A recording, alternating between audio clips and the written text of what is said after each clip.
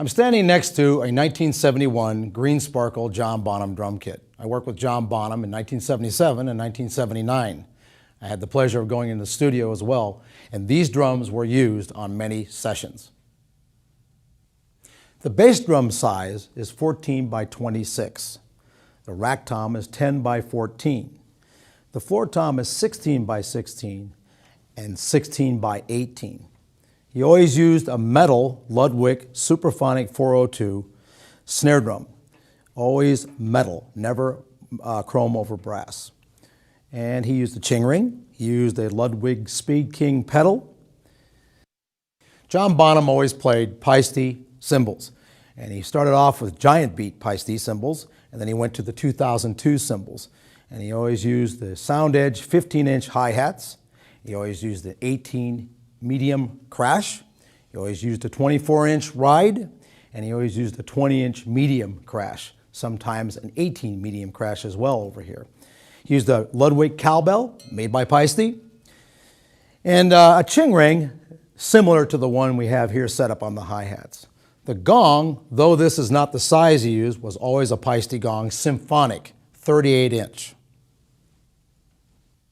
John Bonham always used Remo coated emperor heads on all his drums, all the wood drums, and the stainless steel drum kit as well.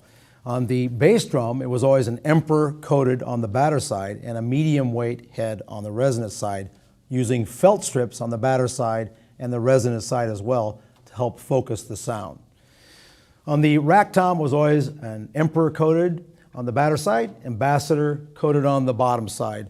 And that's the same for the floor toms. It was always an emperor coated on the batter side, ambassador coated on the bottom side of the drum. Snare drum was always an emperor coated on the batter side, sometimes a diplomat on the snare side, but most of the time an ambassador. The tuning of these drums was like the tuning of a lot of large drums in the big band era and swing era, in that the bass drum, for example, the batter side and the resonant side was pitched up a lot higher than one would think. And the reason for that was you're moving a lot of air, and the impact of the beater ball on that head, you want that air to move quickly to get a round, full sound. That was the secret of his great sound, is the fact that these heads were tuned up a lot higher on the bottom than they were on the batter side. And that gave that whole total sound of the drum upon impact from a stick or a beater ball from the pedal. So on the rack tom, the actual pitch of the bottom head was, for a large drum like that, was pitched way up like you would hear a snare drum being tuned. And so that's the way the rest of the drums would go.